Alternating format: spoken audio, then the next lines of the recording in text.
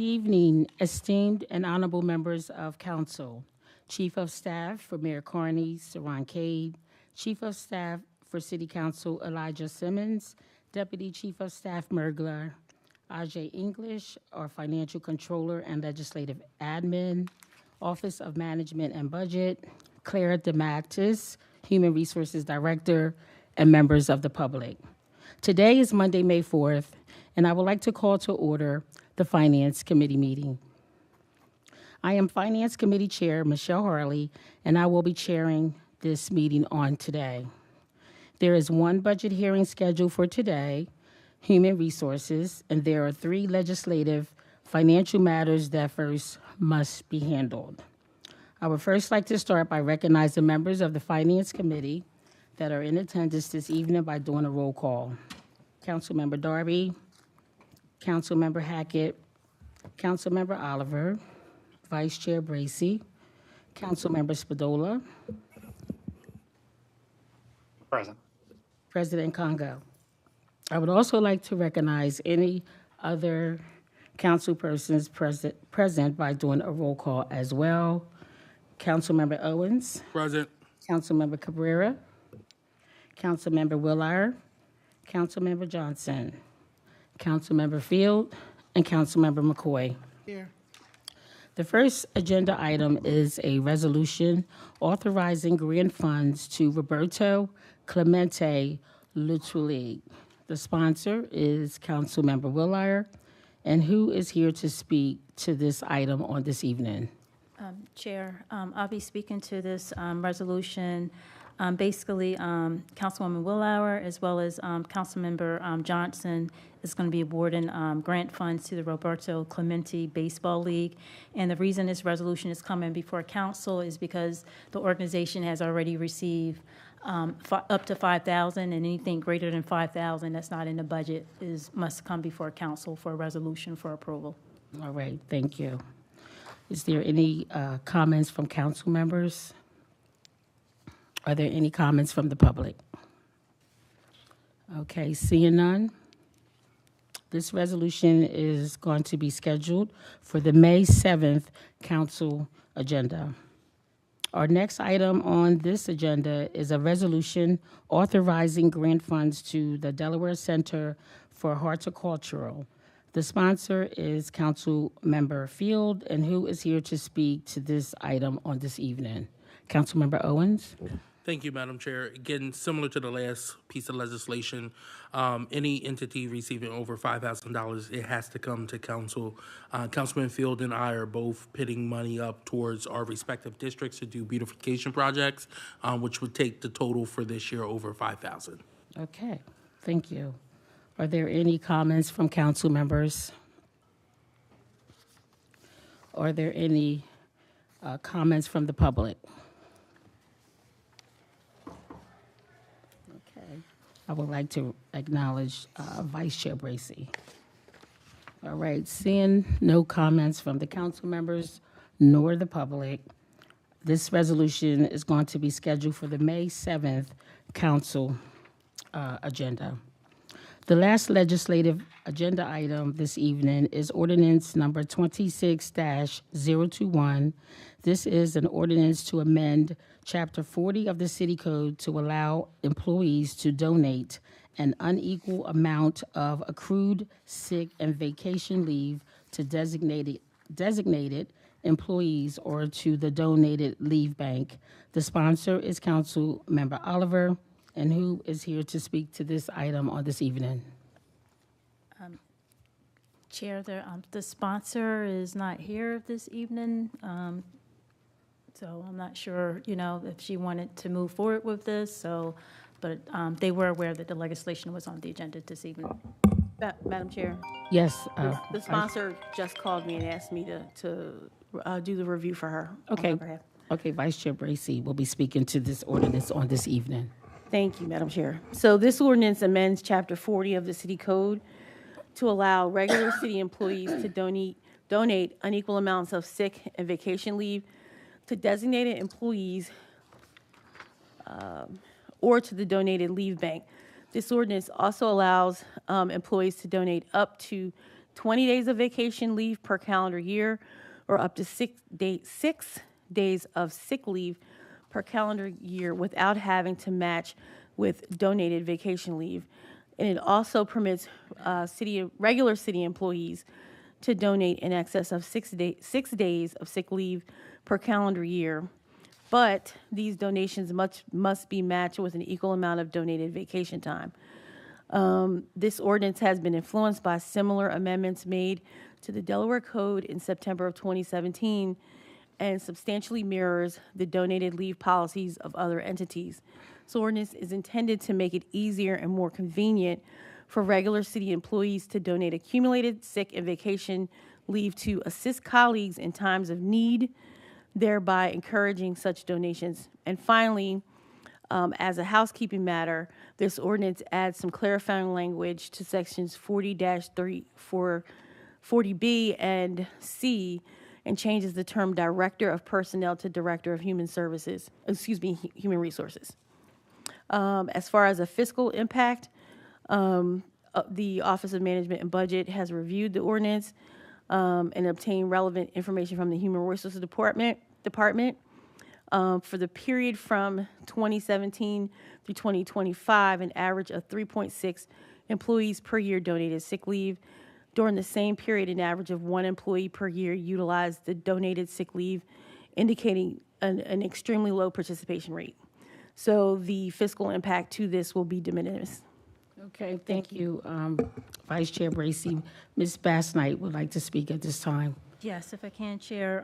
One of the main things with this piece of legislation is an employee may donate up to 6 days of sick leave per calendar year without having to match donated vacation leave. So right now with the donated leave bank, you have to donate equal sick and vacation. With this one here, an employee may donate up to six days without using any of their vacation time or donating any of their vacation time. All right, thank you for the clarity on that. Thank you both. So at this time, are there any council members that have any comments? Councilmember Owens.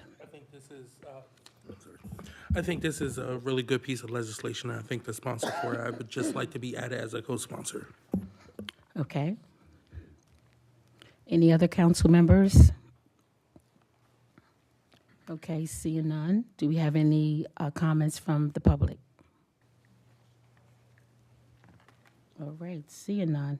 So ordinance number 26-021 has been reviewed in committee and is scheduled for May 21st to go on the city council agenda, the council agenda for that particular date. And again, that's May the 21st. Okay, so now returning to the order of business for this particular budget hearing, Mayor Carney presented a proposed budget to council on March 19th. The budget is proposed, includes the following: 0% property tax rate increase, a 9.95% water, sewer, and stormwater rates increase, which would be equivalent to $7.95 as it relates to the current monthly bills based on typical residential customers using 4,000 gallons of water per month. Then we have the 1.16% increase in the sewer factor for inside city customers only. We have $25.7 million transfer from the Tax Stabilization Reserve Fund for the following purposes: $1.7 million transfer to the general fund to balance the budget, considering expenditures as far outpacing our revenues. We have $4 million to transfer to the Economic Development Strategic Fund, which $1 million is specifically earmarked for the Small Minority Business Program. Then we have $20 million to transfer to the Neighborhood Stabilization Fund for the following: $200,000 for the Housing Expo, $500,000 for the Wilmington Neighborhood Conservancy Land Bank, $500,000 for the Home Lottery Repair Program, $2 million for the Vacant Lots Program, $16.8 million for affordable housing subsidy. The proposed general fund budget totals $212 million, which is up $10.8 million or 5.4%. We also have the proposed water sewer fund budget, which totals $100 million, which is up $5.1 million. There is not a capital budget for fiscal year 2027 because it is only done in the even years. This proposed general fund budget factors several items that will warrant much discussion during these proceedings. One, expenditures far outpacing revenues based on the latest 5-year projections done by the Office of Management and Budget. We also have a fiscal year 2026 mid-year budget amendment that added new positions to the budget. A net change of 19 new positions added to this proposed budget, which 12 positions pertain to EMS and the ambulance service. Also, we have the ARPA funding, which is required to be fully exhausted by December 31st, 2026. Then we have CPSI, which was initiated by City Council in CY 2023, yet this current proposed budget lacks the necessary funding for the continuation of this program. The Office of Community Safety was established by executive order of the mayor in March 2026 and was funded via a mid-year budget amendment. And then we have the property tax reassessment. This is a result of a court mandate that's within the purview of Newcastle County, who authorized Tyler Technologies to perform a property tax reassessment based on market rate value, which is revenue neutral. I am looking forward to working with the mayor and my colleagues to learn more on the plans for how the mayor intends to best handle this, as well as Newcastle County, while realizing that the bifurcated property tax rate relives some of the financial burden. It needs to be determined if this budget provides the necessary funding and resources to assist with appeals and if any internal assessments that may be required.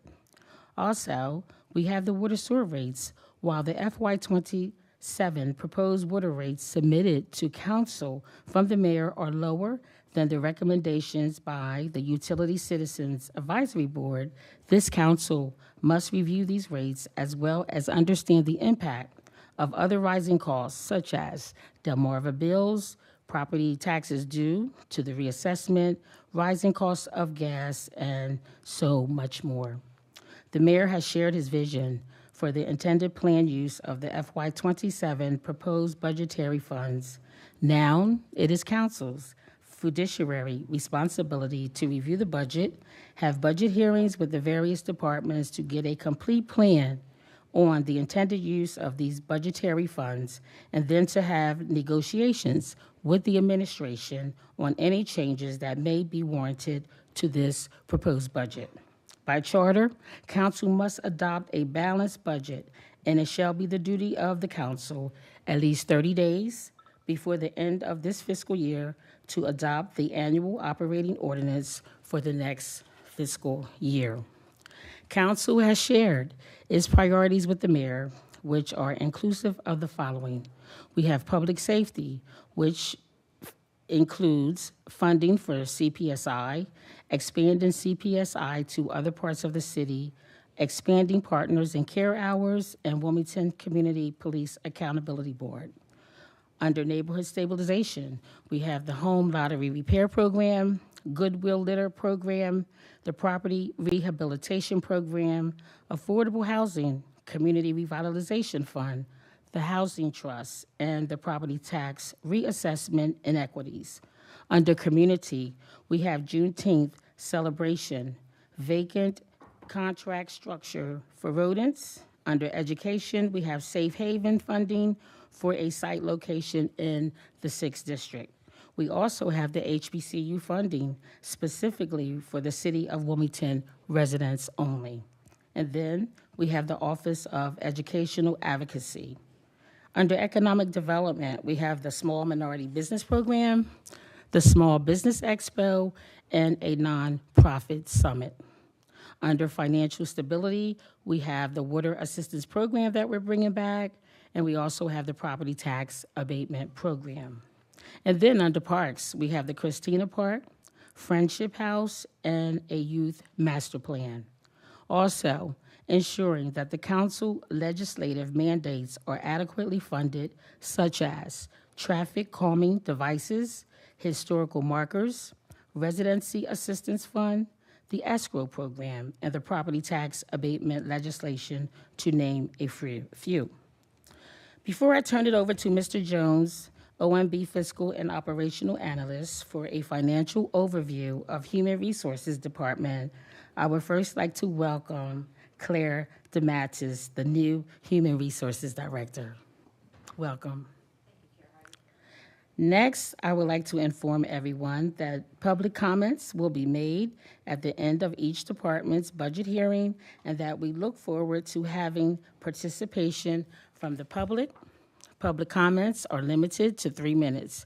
If there is any follow-up information during any of the budget hearings, Ms. Bassnight will track and follow up on those requests. The budget hearings have time limitations due to time constraints. I kindly ask if all can be mindful and respectful of time. All budget questions shall be of a fiscal budgetary matter only and will be limited based upon time limitations. I ask that if any of my colleagues have any questions, please raise your hand. It is intended for each department to present, then questions will be slated afterwards. Finance members will be acknowledged first, then all other council members, followed by the public at the end of the presentation. Each council member is allotted 2 questions and 2 follow-ups. Again, questions from the Finance Committee members will be acknowledged first. I now turn it over to Mr. Jones, OMB Fiscal and Operational Analyst, to provide a financial overview, then followed by Claire DeMattis, Human Resources Director, as well as for a question and answer session with council. This hearing is tentatively slated 90 minutes. Excuse me. At this time, I would like to turn it over to Mr. Jones. Thank you. All right, thank you. Good evening, Madam Chair, Council President, Council Chief of Staff, and honorable members of City Council. This evening, I will present the Human Resources Department FY 2027 proposed budget on behalf of the Office of Management and Budget. Next slide, please. Okay, funding for the department is derived from the general fund and the 3 self-insurance funds: risk management, workers' compensation, and health and welfare. The department is requesting a total budget of $42.1 million, up by roughly $3.3 million. Of that amount, $3.8 million is allocated towards personal services, about $8 million is allocated towards materials, supplies, and equipment, or MS&E, and $30.3 million is allocated towards the self-insurance account groups, which includes the city's healthcare costs. Next slide. For the general fund, the HR department is requesting a total proposed budget of $2.8 million, representing an increase of $108,000 or 4% over the FY 2026 budget. Personal services grew by 2%, increasing by roughly $43,000. At the same time, MS&E increased by a net total of $25,500 relative to FY 2026. Next slide. Salaries and wages increased by $52,000, driven by cost of living adjustments, anniversary steps, as well as annual reviews for executives and managers as reflected in the regular salaries account line. $30,000 in the temporary salaries account was eliminated due to sufficient staffing capacity within the department. Also included in this slide is employee benefits, which decreased by a net $9,000, primarily driven by a $39,000 or 60% reduction in the city pension contribution account. This decrease reflects the transition from the prior HR director, who was enrolled in the city pension plan, to the recently filled vacant position, which is budgeted under the state pension plan. This resulted in a $20,000 increase to the state pensions account in FY 2027. Next slide. Now on to MS&E, which increased by a net total of $25,500. Within the memberships and registrations account group, which is up a net $40,000 or 19% compared to last fiscal year, workshop, seminar, and training increased by $30,000 for state-mandated and leadership trainings for executives and middle management. An allocation of $9,000 is also included in the registration fees account line to support continued professional development within the department. These increases were funded in part by reallocating $33,000 from the advertising account line. Lastly, in the general fund, we have the miscellaneous charges NOC account, which increased by $29,500 for workplace investigations being outsourced to outside counsel due to the nature of allegations or conflict of interest. Next slide. Moving on to the self-insurance funds. The risk management fund total proposed budget is $6.6 million. This represents an increase of approximately $948,000 or roughly 17%. Next slide. MS&E increased by $927,000 or 18%, with $669,000 allocated towards insurance claims for general liability, auto, and property insurance. Insurance claims legal defense increased by $125,000 based on recommendations from the city's law department, which provided the estimates for the use of outside counsel for ongoing cases. In addition, the MS&E increase included the rise in liability costs for general liability excess coverage and cyber insurance premiums, which is up $99,000. Next slide. Next up, we have the Workers' Compensation Fund, which increased by 7.7% or $451,000 compared to FY 2026. Next slide. MS&E remained relatively flat, decreasing by 1% relative to the FY 2026 budget. Self-insurance costs contributed the largest portion of the division's increase, up 10% or $429,000. This was a result of the actuarial study by Actuarial Advantage, which reviewed past medical claims expenses, indemnity payment, rehabilitation costs, and other workers' compensation expenses. Next slide. I would like to acknowledge Councilmember Field. Lastly, we have the Health and Welfare Fund.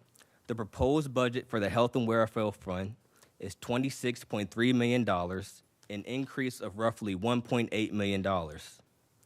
Next slide. Self-insurance costs increased by $1.75 million following the latest review of claims expenses. This rise was primarily driven by a 7.2% increase in medical costs, a 9.5% increase in dental costs, a 6.3% increase in prescription costs, and a 14% increase in medical stop-loss insurance. Medical, dental, prescription, and medical stop-loss make up $1.7 million of the increase as projected by USI. That concludes my presentation of the Human Resources Department FY 2027 proposed budget. I return the floor back to the chair. Thank you. Thank you very much. At this time, I'm going to turn it over to the director. Thank you, Madam Chair, and Vice Chair Bracy, Council President Congo, and other members of council and the Finance Committee that are here. Thank you. I also want to thank Marshall and Elijah and your clerk for such a warm welcome to the city. And if I may, since we have a few minutes, I would like to introduce the directors and the HR team. First, I think Steve drew the short stick, and Steve Dexter is Director of Classification and Compensation. He's seated next to me. We have our Director of Employment Services, Comfort Dixon, if you could raise your hand. Director of Benefits and Wellness, Roger Dominic, and we're in the middle of open enrollment, so it's a very busy time for that team. Director of Risk Management, who probably needs no introduction, James Robb, and Director of Health and Safety, Bruno Battaglia. And the HR team didn't want to go home tonight. They're all in the back, so appreciate all of you being here. Our mission slide is up. I think the key words in this mission statement are the highest quality workforce and a productive work environment. and obviously to maintain the city's operational and fiscal stability through risk management. The team had a offsite last week, and really was a good opportunity for me to come in and understand the priorities and the key objectives. Our key priorities, if for the next slide, please, for the next year are to streamline talent acquisition, pre-boarding, and onboarding. We have about a 5% vacancy rate, which is very low for non-public safety city employees. But we know that getting them on board and keeping them through that at least 5-year period is really critical, and so the team is going to focus on that. Updating HR policies and procedures to strengthen employee services, and furthering the administration's goal of strengthening city government and communications. Next slide, please. Our key performance indicators, the big one is to successfully negotiate 5 collective bargaining agreements, which expire June 30th, and we'll get into that in a little bit in some of your questions that we've answered. Second, to select and implement a new enterprise resource planning, ERP platform to streamline HR processes and strengthen employee services. This obviously started before my time with the city, and I applaud all the efforts and the RFP and the process that is ongoing to pick a new vendor. And then third, the workforce adoption of the new learning and performance management system, which is called Cornerstone, at a rate of 80% among city employees. All right. All right, so thank you very much for sharing your information in terms of the mission and some of your key performance measures. So at this time, I'm going to go into the questions, and then you can respond with the answers. Yes, ma'am. So question number 1, understanding the 5-year revenue and expenditure projections show expenditures far outpacing revenues for FY27 to FY30 and FY27. The general fund proposed budget uses $25.7 million of the tax stabilization fund. Can you please share how this budget aligns with closing any potential budget gaps? And you can answer letters A through C. Sure. And the goal is really to address that potential gap by prioritizing strategic reductions and reallocations within the department so that our resources are directed where they are most impactful. So specifically, we have increased investments in training and ongoing professional development for employees and executives and managers to improve organizational effectiveness, support compliance with mandatory training requirements, and strengthen recruitment and retention. Okay. And A, B, and C. Specifically, cost reductions in this budget, what we're going to do is a very strategic through attrition look at where we might be able to reduce city employees, not the number of city employees. There's no layoffs, there's no forced reductions. It's a very strategic. As there is attrition, we will take a critical eye at that position to determine if we should repurpose the position and or if it's a way to consolidate it. Mm-hmm. Specifically, any high-level major additions, no. And any potential citywide HR strategies for personnel management to defray costs. Again, the most operational efficient way to do that is as there are retirements, as people leave, taking a really critical eye to look at that position to say, do we really need to fill it? Is that a place where we could consolidate responsibilities and save the city some money? Okay. All right, we're going to move right on to question number 2. Can you please share the impact to this budget as a result of Ordinance 24-051 that established a temporary moratorium on the classification biennial appeal process from September 1, 2024 to September 1, 2026? And you can answer letters A through C. Good evening, Madam Chair and members of council. And so this moratorium really covered the replacement or the pause of the biennial appeal process, as you know, is on the even-numbered years. Mm-hmm. And so no additional work was done around this area outside of the departmental alignment spreadsheet that I shared with you last year during this budget hearing. And as a reminder, 27 of those 300 positions needed reclassification. All positions, including those in HR, were reviewed using our new and updated classification and factor ranking tools provided to us by Peter R. Johnson Consulting during the classification and compensation studies. And so those tools were what were allowing us to have a more modern approach to thinking about position classification. The factors that warrant that reclassification include scope of responsibilities, required knowledge, skills, and abilities, consequences of mistakes, the financial impact and oversight, and then the basis for interaction with the public and city officials. And so those two spreadsheets were included as part of the presentation. Okay, so for the most part, what you described was answering letters A, B through C, correct? Yeah. Okay, just wanted to make sure we are on the same page. And we have the specific answers for A, B, and C. Okay. A is 27, B is 4, C is 26. Okay. All right, and let's see where that's indicated. Do you have any other information that you want to share before I move on to question number 3? No. Okay, all right, so we're going to move on. Can you please provide an update on the city's 6 collective bargaining agreements? And you can answer A and B. Firefighters and officers were completed last year, so they're under contract. That is a 2-year contract. And then the remaining 5, FOP Lodge 1, captains and majors, rank and file, AFSCME 320, which is labor, trades, and craftsmen, AFSCME 1102, clerical, technical, and supervisory, and then 1102B, the school crossing guards. They are all under negotiation, and we are working hard with OMB to ensure that the FY27 budget impacts remain within budget. Okay, all right. So we're going to move on to question number 4. The latest vacancy report provided to City Council has 102 vacant positions, while at this same time last year, there were 101 vacant positions.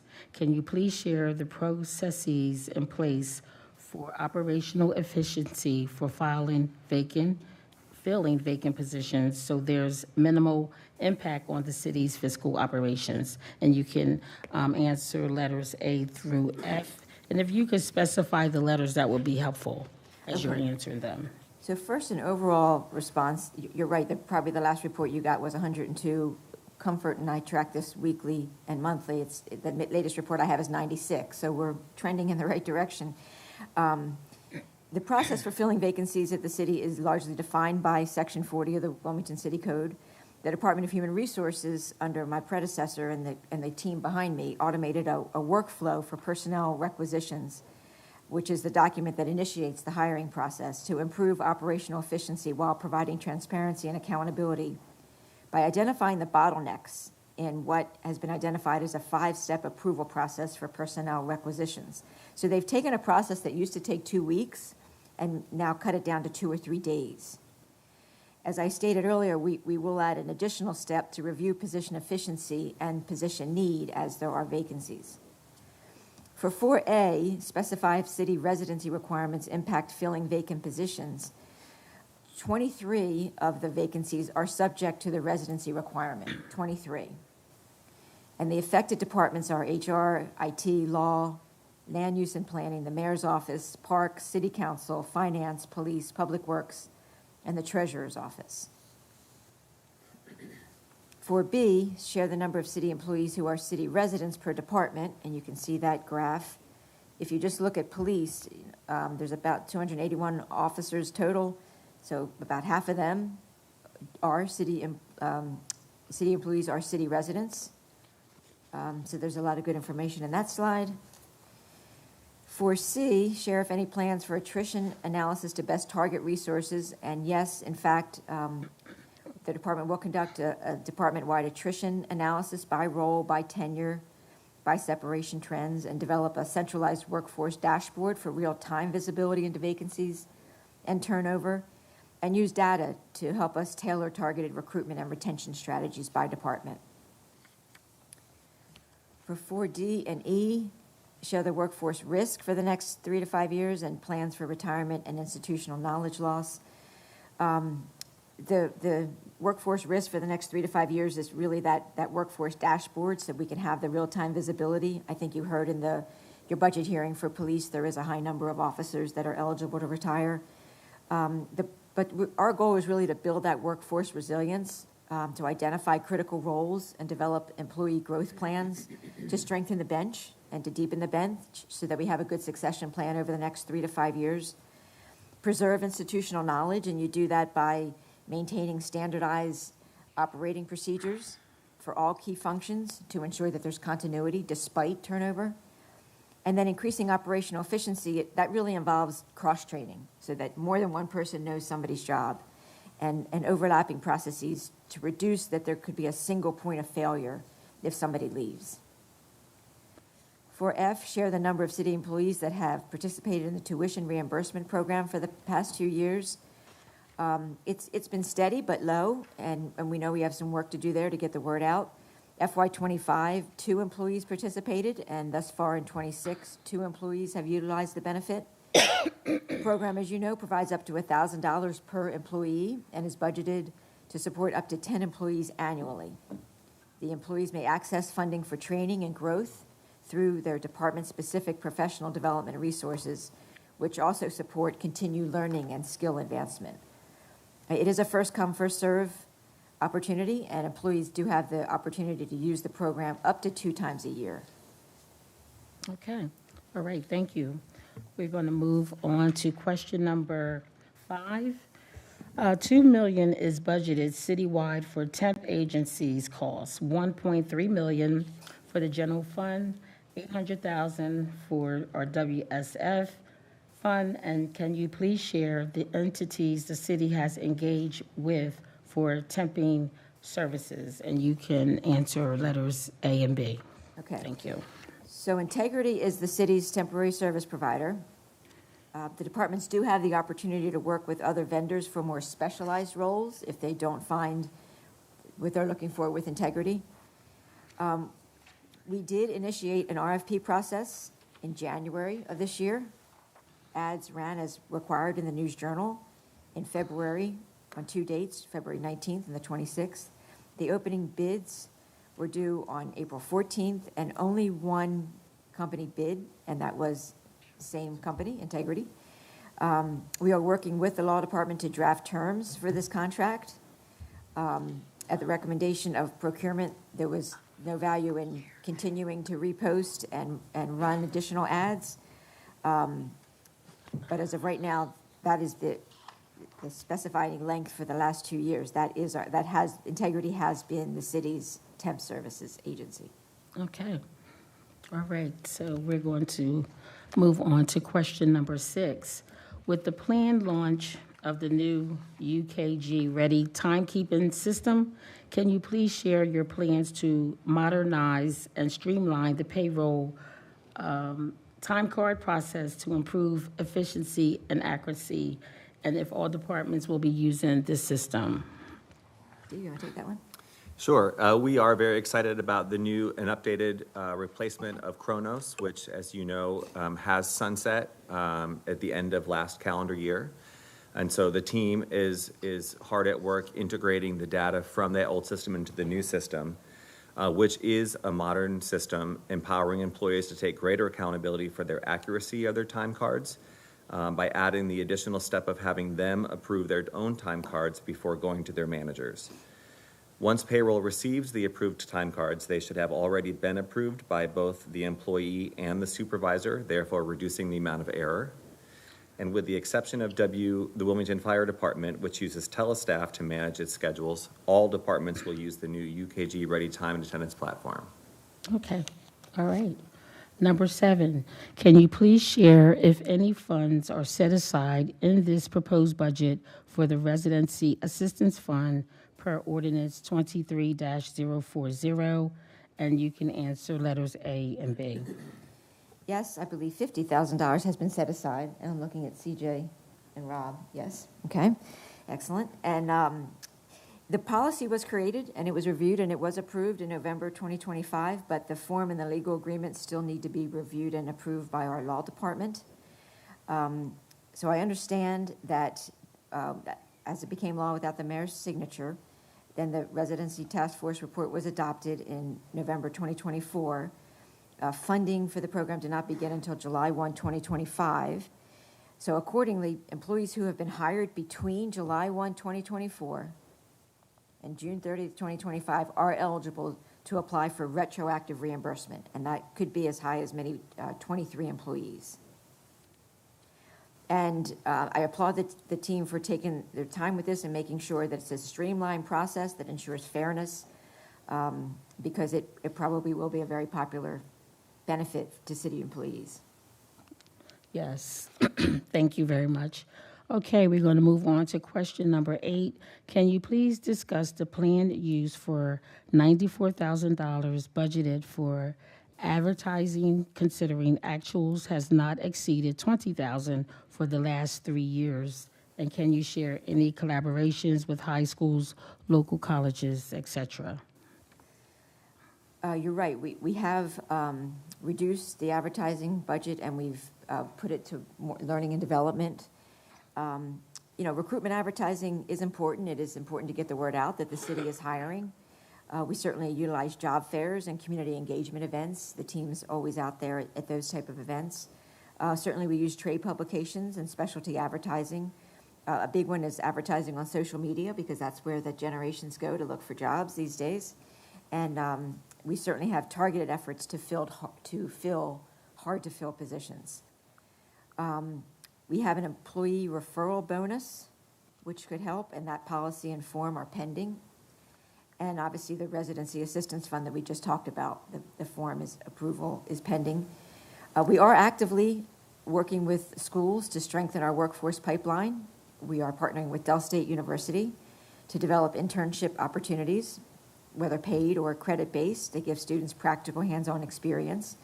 We are also utilizing the park's Next Level program to engage emerging talent and working to expand and formalize these efforts into a broader citywide internship and workforce development program through our department.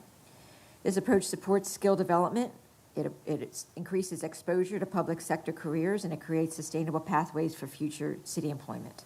Okay. We're going to move on to question number 9. Can you please justify the planned use of $203,000 budgeted for Cornerstone Performance Management statewide mandated harassment and leadership trainings? And please specify the number of employees per department that participated in the training last year and year to date. And you can specify, let's see. The 203 is really broken down. It's Okay. 167,000 of that is really dedicated towards Cornerstone Performance Management. And that training platform is still getting up and running, which, as you noted from one of our goals, is that within the next year, 80% of city employees are on that platform and utilizing it for not only mandated trainings like harassment, but also, as you know, trainings are a great investment in our employees. And we had Cornerstone at the state of Delaware utilize that platform, and it is very popular among employees to be able to sit at their desk at lunch and take a leadership training. And we're very much focused on rolling that out in the coming budget year. It's really all-in-one learning, and it's a performance management system. It's not separate systems, it's one system. And it's going to help with workforce development, streamline our performance management, which we all have to fill out performance reviews for those that report to us. This enables that to be more efficient. It enhances employee engagement and certainly retention. It supports our compliance efforts, and it streamlines onboarding. Okay. We're going to move on to question number 10. Can you please discuss the planned use for $142,000 budgeted in the professional fees and miscellaneous charges for NOC accounting categories? As you can see on the screen, the employment services is about 30.5. Again, that's the Cornerstone training, background investigations, and administrative support for personnel file maintenance. The administration division has about $3,000 for labor negotiation, arbitrations, and hearings. The compliance division has $58,500 for investigations and the required lactation room compliance. There's still several fire stations that need the lactation rooms. And then class and comp division has $30,000 for maintenance and adjustment of the compensation tools, training and reporting for UKG ready, and ensuring Fair Labor Standard Act compliance. Okay. All right, for the public, can you define NOC? The NOC accounting categories. Yeah. CJ, help me out. What is it, another account classified? Not otherwise classified? Yeah, not otherwise classified. Not otherwise classified. Thank you. Thank you. All right, we're going to move on to, Why I don't use acronyms. that's right, takes a team, right? Okay, so we're going to move on to question number 11. Can you please discuss the plans for filling the vacant risk manager position that was added as a new position last fiscal year, as well as funding for a risk manager position in the temp account category? Thanks for asking for this. I did some research on this, and the position is authorized, but it's not appropriated. We don't expect to fill it in FY '27 because Jim Robb is not retiring. Okay. That's pretty straightforward. All right, question number 12. Can you please discuss the $6 million in the insurance account grouping, excuse me, up $900,000 over the prior year's budget? As CJ explained in our overall presentation, the major funding changes were the increase in insurance claims, so $628,940, which was based on an increase in case reserves for 5 large general liability cases, $125,000 for insurance claims legal defense based on a request from the law department, and $88,686 in liability costs for excess liability, crime, and cyber insurance. Okay, did we identify the available fund balance and the reserves for this fund? I think that was a separate side, but there is no carryover reserve fund. Okay, there's no carryover. Yes. Okay. Oh, so you want me, so I'll keep going. So 12A, you want me to keep going, Yep. 12A? Yes. Okay, it's my fault. Specify the number of cases in FY '25 and '26 year-to-date per claim for the insurance claims legal defense. As you can see from FY '25 to FY '26, there were an additional 16 cases. We break it out by personal injury, employment, constitutional claims, and miscellaneous. And then 12B, C, D, and the major funding changes were an increase of $628,940 in insurance claims, which was, again, based on the reserves of 5 large general liability cases. Again, the $125 for insurance claim legal defense, and then the $88,686 in liability costs. And as I said, there was no carryover reserve fund. Okay, thank you. We're going to move on to 13. Can you please discuss the planned use for the $289,000 in consultants? Certainly, and that chart spells it out. PMA is now Lodestar, their third-party administrator. They changed their name. Okay. USI, our broker. Actuarial Advantage is our actuary, and then Gartner is for cybersecurity. And then the DBE is, the answer is no for all of them. And the recurring is just Gartner. Okay. All right, we're going to move on to 14, Workers' Compensation Fund.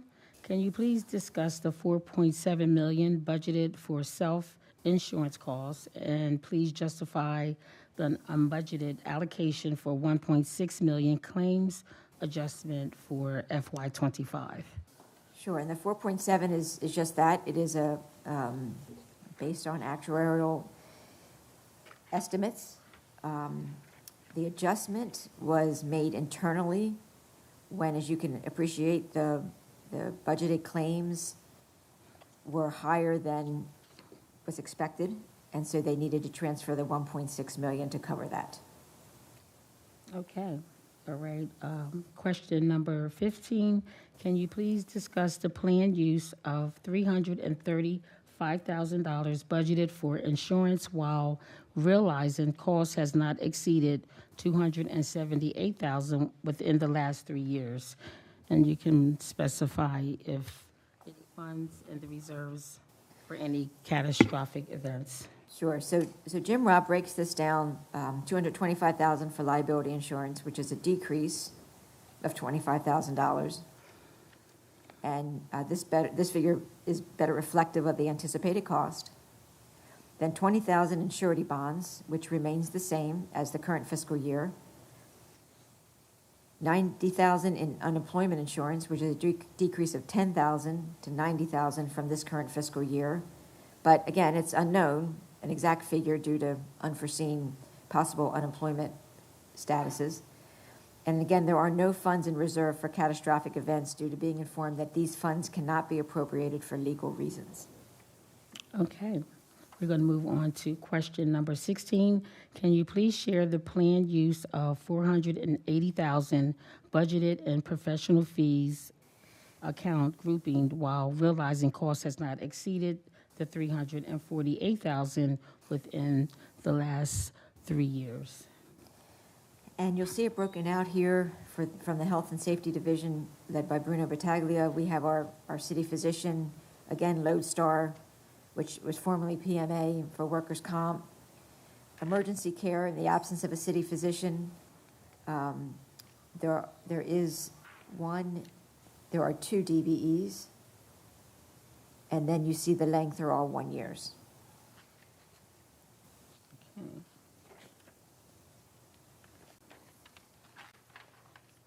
All right. Okay, we're going to move on to question number 17. Can you please discuss the $25.5 million budgeted for healthcare costs, up $1.7 million over the prior year's budget? Yeah, I mean, honestly, when you look at the HR budget, we are healthcare and personnel. That is our budget. And the 1.7 increase is really normal trend increases that are driven by claims projections for FY27. That's where the 1.7 million figure comes in.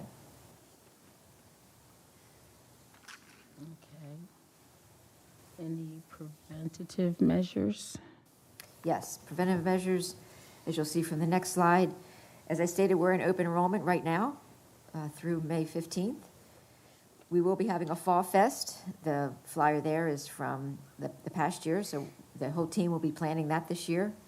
And then the diabetes program with the Y is still very active and very constructive to engage employees. Okay. And then there are other wellness events and education, and Roger and his team have put all these together, the Well 360, many virtual therapy programs in collaboration with Highmark, providing access to no-cost virtual therapy services have been very popular, streamlining and digitizing our enrollment process for active and retirees.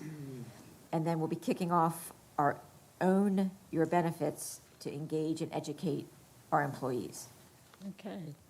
All right. Question number 18. Can you please share the planned use of $194,000 budgeted in professional fees? And you can share letters A through C. Yes. And this chart shows you our vendors, Omega, USI, Well Works for You, Flex, Fax, and Pink Lady. They are all length of 1 year, and Pink Lady does meet the category of a DBE. Okay. All right. So we're going to move on to our final question before we put it on the floor for questions from the council members and from the public. And we did include our org charts. I'm going to go to question number 19. That's the one that Okay. shares the chart. Can you please provide your FY 2027 proposed organizational chart with the total number of employees? And now you can share that information. And this is the org chart that I inherited. We're talking with the team about whether this is the right structure, which is a Okay. healthy conversation to have. But this is the way it currently exists. Okay.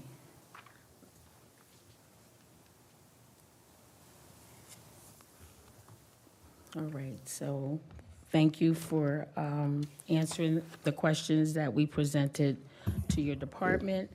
And so at this time, we're going to put it out to the floor to the council members. Councilmember Owens. Yes. Welcome, Claire. Welcome aboard. Good Thank to you, be working Councilman with Owens. you again. I do have a quick question, and maybe this is just clarification. On slide 16, Omega Benefits is classified under a DEB, but on slide 18, it says it's not. Do you know why? DBE or not, Roger? That was a typographical error in putting the presentation. The city position is actually a DE. Okay, you can introduce yourself. Hello, I'm Roger Dominic, the Director of Employee Benefits. That particular slide, that was a typographical error. We had updated the slides intended for today, but the city physician is a DBE, is not Omega Benefits. Okay, Okay. thank you for that. Good catch, Councilman Owens. I did have another question. Sure. Let me go to it, sorry. I just saw that, my bad. Okay. It was question 6. You talked about the new program that's going to be offered to employees.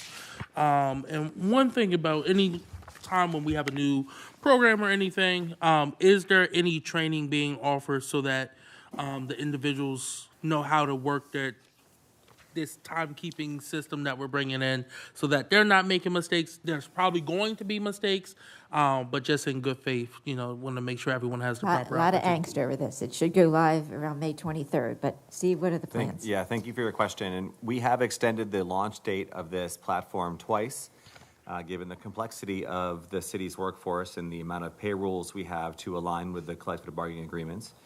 And so with that, we took the training approach very seriously. And so we consulted with UKG-ready partner Nefali to do training customized to our city's workforce. And so we had several live sessions where employees were able to see the system and ask questions. HR and the departments of IT are putting together a SharePoint resource which will have those recordings available as well as instructional guides for them to download. And then my team and I are instituting a quarterly process for all new employees and then reinforcement of that training on an ongoing basis. Thank you for that. Okay. Any other council members? Council Member McCoy. Thank you, Madam Chair. Oh, and welcome. Thank you. So I guess my question is actually on question number 4. It was about the increased operational efficiency. So I just wanted to know, how will HR know that cross-training is being done, especially in a space where people want to have job security? If no one else knows their job, they're not going anywhere. How will you be able to find out whether or not this is Yeah, being no, done? you're right. It's a real issue of people holding on to the turf issues. And, I think that first and foremost is a leadership answer. It has to come from the top. They have to see that the leader of the department is cross-training and is promoting that, nobody's losing their jobs. This is all about making us work better. I think as we bring on new employees, that's one opportunity so that they don't instantly become siloed. But I have no doubt that there are silos that we need to break down. And the best way to do that is not threatening. Certainly, I think in all departments, we can work more on relationship building, because if you trust the people you work with, you're going to be more inclined to share how to do your job, and vice versa. How can I do your job? But it will be have to be a citywide effort, particularly in the pockets where we have very tenured employees. I can tell you in my own department, we have a very tenured employee who is fantastic at his job. And I have an employee, he's been here 5 or 6 years, and every chance she is shadowing him to learn his role. And it's been so far, I've been here 2 weeks, but I've seen a very smooth process of willingness to share. And, I think it has to be very intentional, that it isn't just something we can talk about in a budget presentation, but it has to be something very intentional that we roll out across departments. May I add? Yes, Ms. Mergler. Director DeMatteis is absolutely correct that it does need to come from the top. And so I just wanted to add that that is something that we've included in all of our directors' objectives for the following year, is instituting those SOPs and ensuring cross-training among their staff. So it's something that we'll be managing as well on the directorial level. Thank you. to have another question. Follow up? Hold us accountable. Okay, Well, question? this is actually not a follow-up. This is a Okay. totally different question. So I do applaud the fact that what's this, question number 8, that you were utilizing Parks Next Level program, engage emerging talent. So I wanted to know, when it comes to HR, are you willing to have these conversations when it comes to youth who are participating in these programs, who are 18 plus, to try to fill some of those 96 vacant positions, when it comes to entry-level things? Absolutely.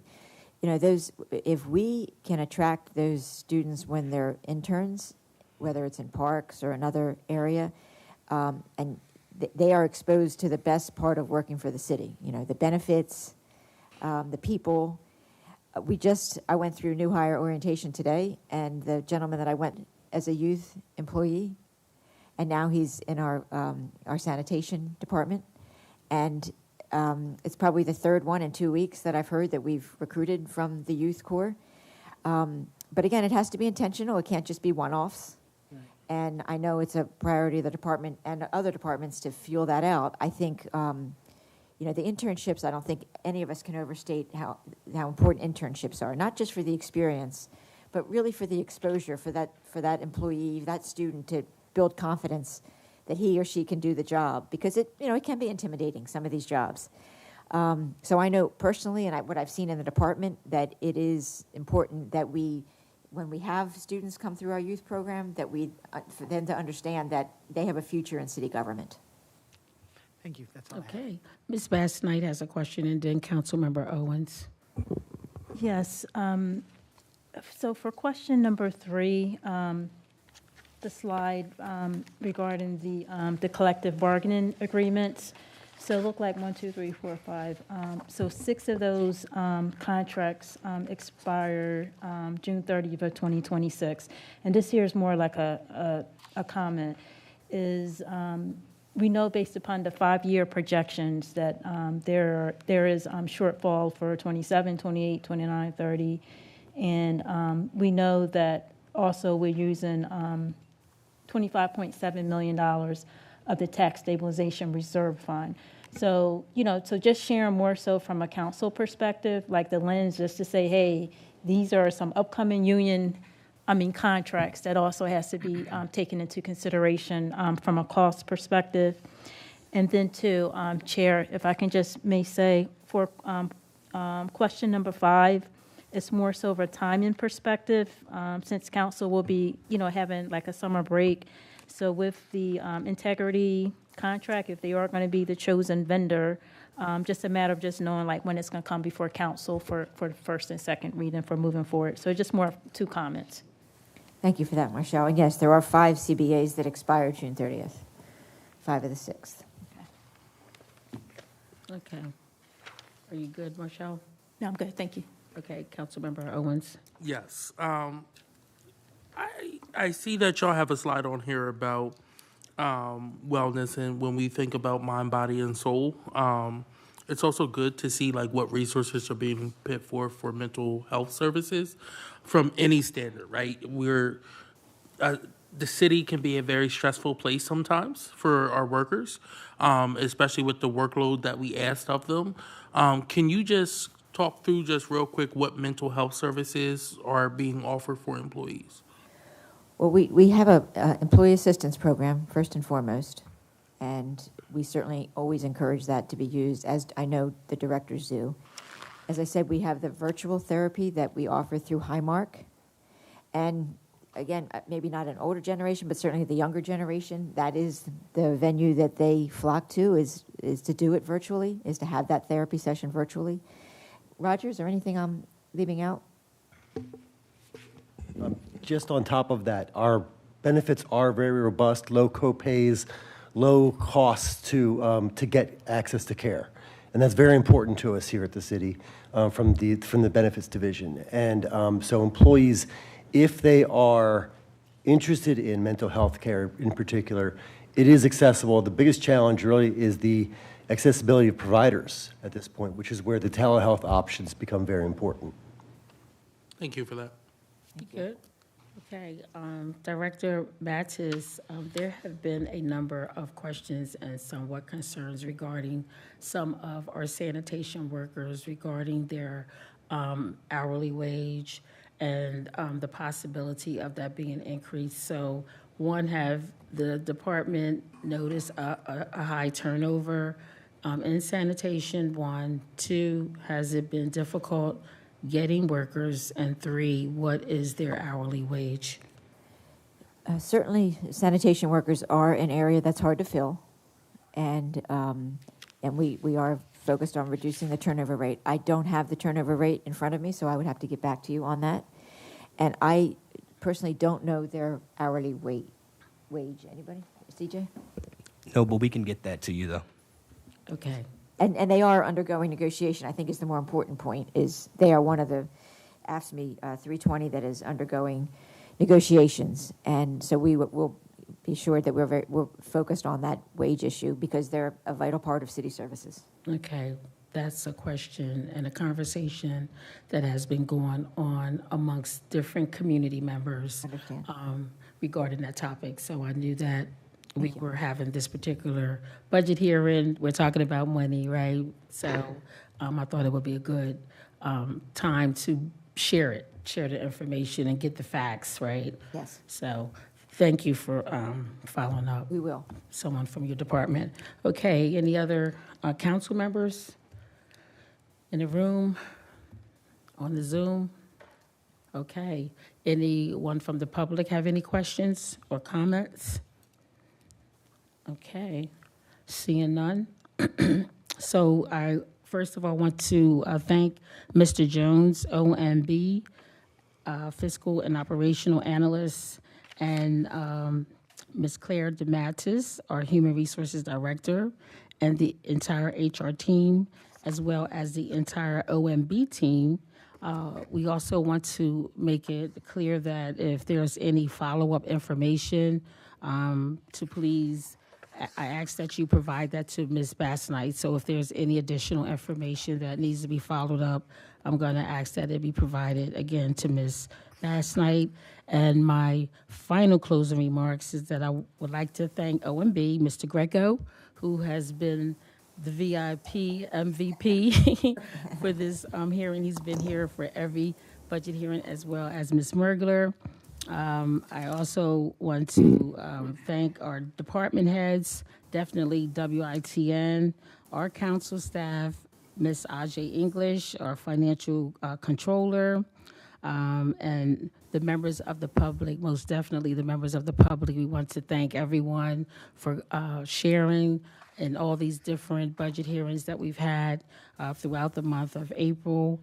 Our public comments, we are listening, we are taking all of the information and consideration from our public and most certainly from the council members. So I want to thank all of my council colleagues that have shared input during this particular budget. And we also want to remind everyone of the next steps. So our next steps in follow-up will be the council will be coming together and we will be discussing some of this information that we have heard. There have been a lot of information that the council have heard this month as it relates to all these different budget hearings. So we're going to be doing a budget wrap-up. And from that, we're going to go right into our budget negotiations. Our next Finance Committee meeting is going to be May 18th. We will be reviewing all of the budget ordinances. So that's the date and time that we're going to, City Council is going to be reviewing all of our budget ordinances. And then on May 21st will be the council meeting that we will be voting on the budget ordinance. So we just want to make sure that the public, those of you that are in the room, that you have those particular dates. Again, reviewing is May 18th, and we will be voting May the 21st. I also want to add that we would like for you to tune in to WITN Channel 22 to watch our meetings, and you can also watch online at www.witn22.org. And also, budget information is available at www.wilmdebudget.org. So at this time, again, thank you, everyone in the HR department for presenting tonight. And at this time, I would like to take a motion to adjourn. So move, Second. and so move. Thank you. Have a good night, everyone. Thank you, Madam Chair. You're welcome.